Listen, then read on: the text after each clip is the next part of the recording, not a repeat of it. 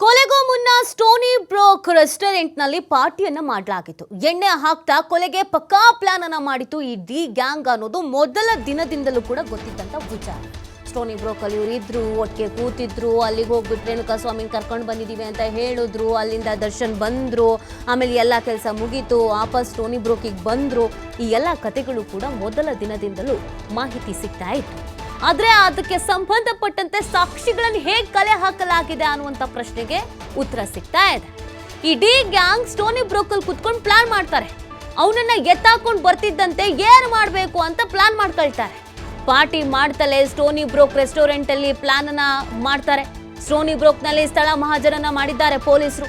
ಸ್ಥಳ ಮಹಾಜರು ವೇಳೆ ಸೀನ್ ಅನ್ನ ರೀಕ್ರಿಯೇಟ್ ಮಾಡಿದ್ದಾರೆ ಪೊಲೀಸರು. ಇದು ನಾರ್ಮಲ್ ಆಗಿ ಸ್ಥಳ ಮಹಾಜರು ಸಂದರ್ಭದಲ್ಲಿ ಸೀನ್ ರೀಕ್ರಿಯೇಟ್ ಮಾಡ್ತಾರೆ. ನೀನ್ ಇಲ್ಲಿ ನಿಂತ್ಕೊಂಡಿದ್ಯಾ, ನೀನ್ ಇಲ್ಲಿ ಕುತ್ಕೊಂಡಿದ್ಯಾ, ಯಾರಿಗೇನೇನ್ ಮಾತಾಡಿದ್ರಿ ಅದನ್ನೆಲ್ಲ ದಾಖಲೆ ಮಾಡ್ಕೊಳ್ತಾ ಇರ್ತಾರೆ, ರೆಕಾರ್ಡು ಮಾಡ್ಕೊಳ್ತಾ ಇರ್ತಾರೆ, ಟೈಪು ಮಾಡ್ಕೊಳ್ತಾ ಇರ್ತಾರೆ. ಇವ್ರುಗಳು ಒಂದೊಂದ್ ಕಡೆ ಒಂದೊಂದ್ ತರದ್ದು ಉಲ್ಟಾ ಸೀದಾ ಆನ್ಸರ್ಗಳನ್ನ ಮಾಡಬಾರ್ದು ಅಲ್ವಾ, ತಪ್ಪಿಸಿಕೊಳ್ಬಾರ್ದಲ್ವಾ. ಆ ಕಾರಣಕ್ಕಾಗಿ ಆ ಸೀನ್ ಏನ್ ನಡೆದಿರುತ್ತೆ, ಕೊಲೆಗಿಂತ ಮುಂಚಿತವಾಗಿ ಇವ್ರು ಕುತ್ಕೊಂಡು ಪ್ಲಾನ್ ಮಾಡಿದ್ದು, ಯಾರು ಎತ್ತಾಕೊಂಡ್ ಬರೋಣ ಅಂತ ಹೇಳಿದ್ರು, ಯಾರು ಎತ್ತಾಕೊಂಡ್ ಬಾ ಅಂತ ಹೇಳಿದ್ರು, ಏನೇನು ಮಾತಾಡಿದ್ರಿ ಎಲ್ಲನೂ ಕಕ್ಕಿಸ್ತಾರೆ. ಸೊ ಆ ಸೀನ್ ಅನ್ನ ರೀಕ್ರಿಯೇಟ್ ಮಾಡಿದ್ದಾರೆ ಪೊಲೀಸರು. A2 Darshan, A10 Vinay, A14 Pradosh, A11 Nagaraj, A3 Pavan, Chikkanna restaurant ನಲ್ಲಿ ಪಾರ್ಟಿ ಮಾಡ್ತಾ ಇದ್ರು. ಈ ಚಿಕ್ಕಣ್ಣನ ಪಾತ್ರ ಏನು ಅನ್ನೋದು ತುಂಬಾ ಜನರ ಪ್ರಶ್ನೆ ಆಗಿತ್ತು. ಹೋಗಿ ಬಂದು ಇವರೊಬ್ರು ತಗ್ಲಾಕಬಿಟ್ರಲ್ಲ, ಚಿಕ್ಕಣ್ಣಂದ್ ಏನ್ ಪಾತ್ರ ಅಂತ. ಈ ಸೀನ್ ರೀಕ್ರಿಯೇಟ್ ಮಾಡಿದ್ದಾರೆ, ಅದ್ರಲ್ಲಿ ಪಾತ್ರಗಳನ್ನ ನೋಡ್ಕೊಬಿಡಿ, ಯಾರ್ಯಾರು ಏನೇನು ಮಾಡಿದ್ರು ಅಂತ. ಇದೇ ಚಿಕ್ಕಣ್ಣ ಅಲ್ಲಿ ಕುತ್ಕೊಂಡಿದಾರಲ್ಲ ದರ್ಶನ್ ಪಕ್ಕ ಚಿಕ್ಕಣ್ಣ ಇದರಲ್ಲಿ ಏನು ಅಡ್ವೈಸ್ ಮಾಡಿದ್ರು, ಏನು ಕೇಳಿಸ್ಕೊಂಡ್ರು ಅದನ್ನೆಲ್ಲ ಪೊಲೀಸರ ಮುಂದೆ ಹೇಳಿರ್ತಾರೆ.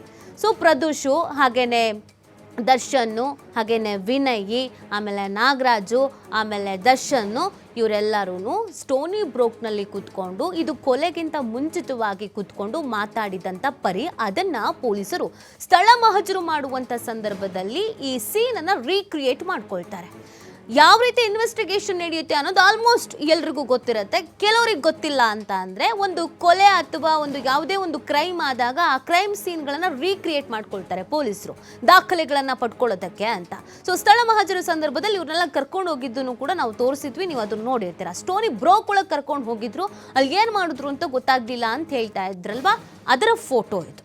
ಅವತ್ತು ಈ ಸೀನನ್ನು ರೀಕ್ರಿಯೇಟ್ ಮಾಡ್ಕೊಂಡಿದ್ರು. ಎಲ್ಲಿ ಕೂತಿದ್ರು ಅವತ್ತು ದರ್ಶನ್ನು, ಇಲ್ಲಿ, ಇಲ್ಲ ಬಾ ಕುತ್ಕೋ ಅಂತ ಅಂದ್ಬಿಟ್ಟು ಅಲ್ಲಿ ಪೊಲೀಸರು ಕೂರಿಸಿದ್ದಾರೆ. ಪವಿತ್ರ ಗೌಡ ಮೊದಲಿಗೆ ಹೇಳಿದೆ ಈ ವ್ಯಕ್ತಿಗೆ ನಂಗೆ ಯಾರೋ ಮೆಸೇಜ್ ಮಾಡ್ತಿದ್ದಾರೆ ಅಂತ.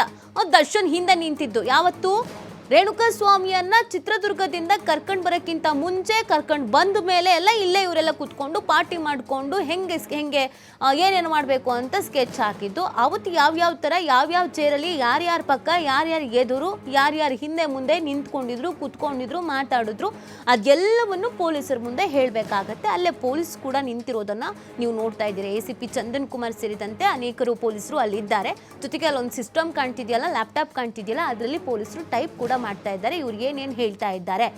ಸರ್, ನಾನು ಅವತ್ತಿಲ್ಲೇ ಕೂತಿದ್ದೆ ಸರ್, ಆಗ ನಮ್ಮ ಪವನೇ ಹೇಳ್ದ ಹಿಂಗೊಂದು ಮೆಸೇಜ್ ಬಂದಿದೆ ಅಂತ, ಎತ್ತಾಕೊಂಡು ಬನ್ನಿ ಅಂತ ಹೇಳಿದೆ ಸರ್. ಏನೇನು ನಡೆದಿರುತ್ತೆ, ಏನೇನು ಪ್ಲಾನ್ ಮಾಡ್ಕೊಂಡಿರ್ತಾರೆ ಅದನ್ನು ಅವತ್ತಲ್ಲಿ ಕೂತ್ಕೊಂಡಿದ್ರು. ಚಿಕ್ಕಣ್ಣನನ್ನ 164 ಸ್ಟೇಟ್ಮೆಂಟ್ ದಾಖಲು ಮಾಡ್ಕೊಳ್ಳೋಕ್ಕೆ ಅಂತ ಕರ್ಕೊಂಡು ಹೋಗಿದ್ರು. ಯಾಕೆ ಅಂತಂದರೆ, ಈ ಇಷ್ಟು ಪ್ಲಾನ್ ಮಾಡ್ಕೊಳ್ತಾರಲ್ಲ ಈ ಗ್ಯಾಂಗು, ಅದನ್ನೆಲ್ಲ ಕೇಳಿಸ್ಕೊಂತ ಕೂತಿದ್ದು ಚಿಕ್ಕಣ್ಣ. ನೋಡಿ ನೀಟಾಗಿ ಅಲ್ಲಿ ಕೂತ್ಕೊಂಡಿದ್ದಾರಲ್ಲ ಚಿಕ್ಕಣ್ಣ, ಅಲ್ಲಿ ಕೂತ್ಕೊಂಡು ಕೇಳಿಸ್ಕೊಳ್ತಾ ಇದ್ರು.